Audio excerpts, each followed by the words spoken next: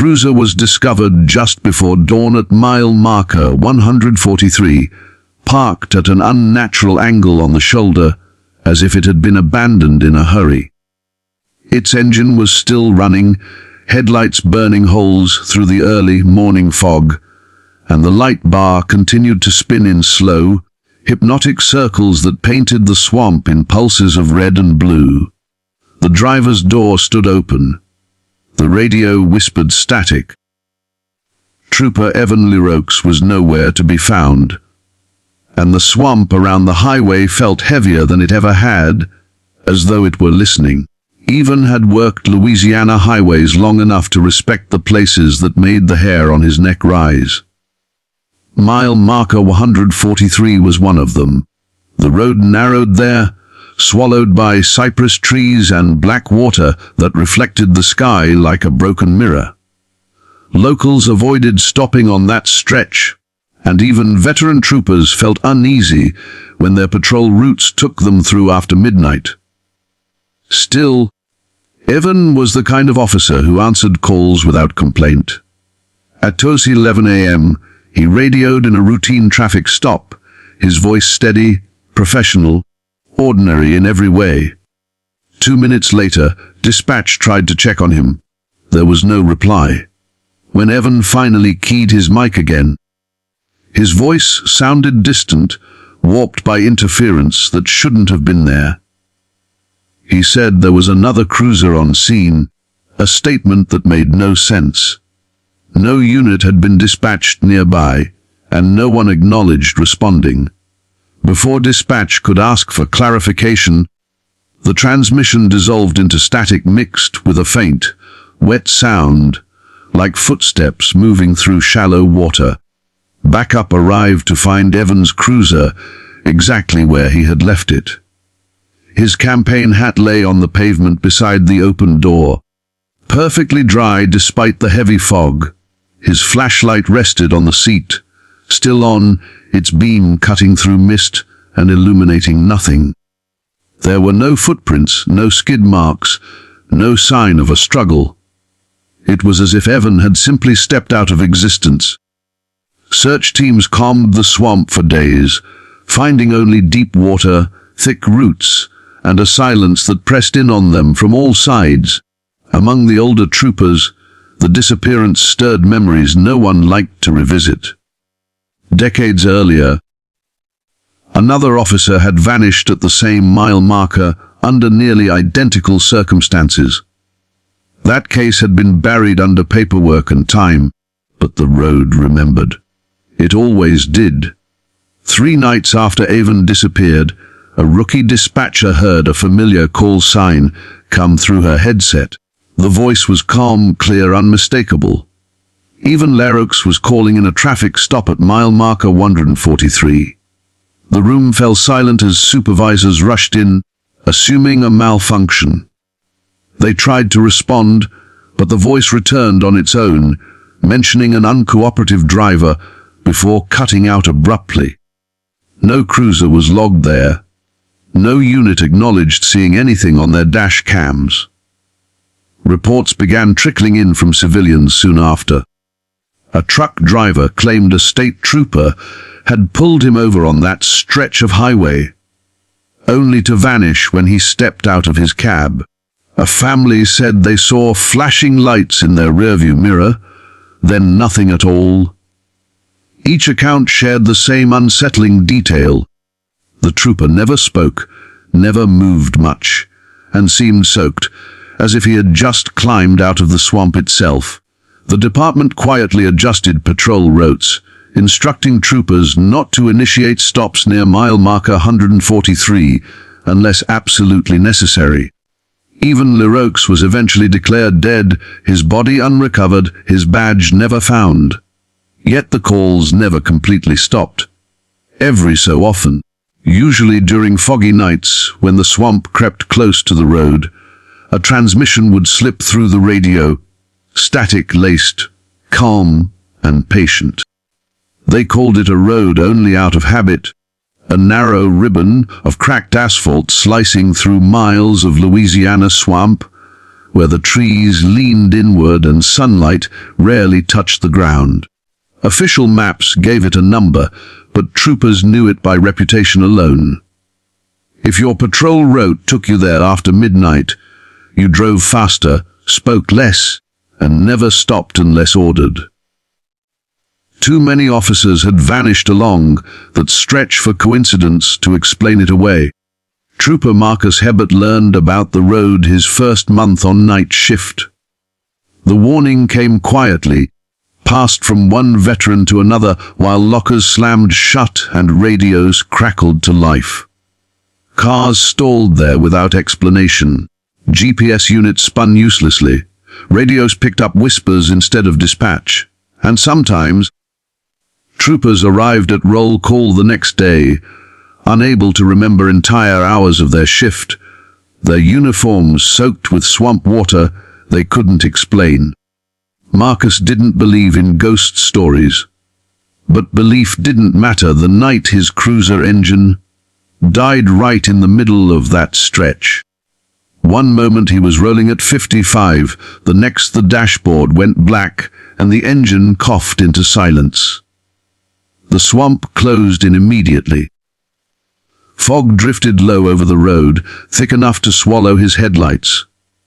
When he reached for the radio, it hissed with static so loud it hurt his ears. He stepped out of the cruiser, boots crunching softly on gravel. The air smelled of rotten stagnant water, heavy and wet in his lungs. Somewhere nearby, something splashed.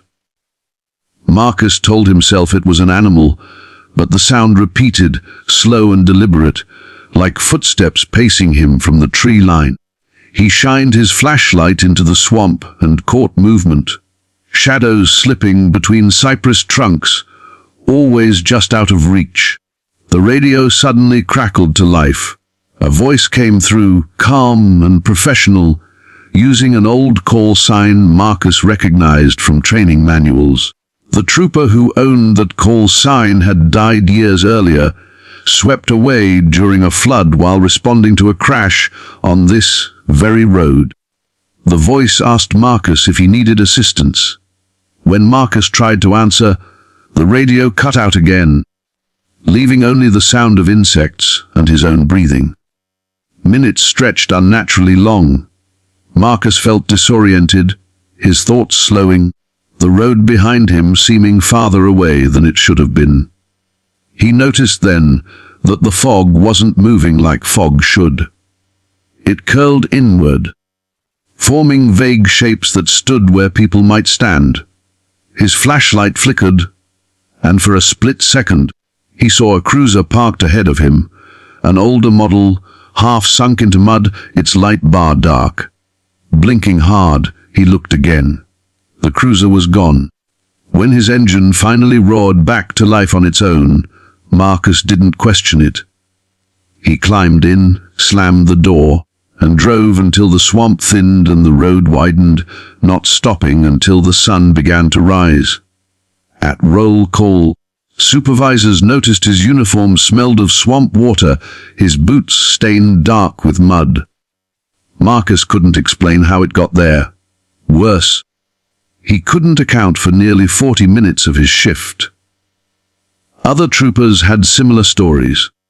Some remembered voices guiding them off the road and back to safety.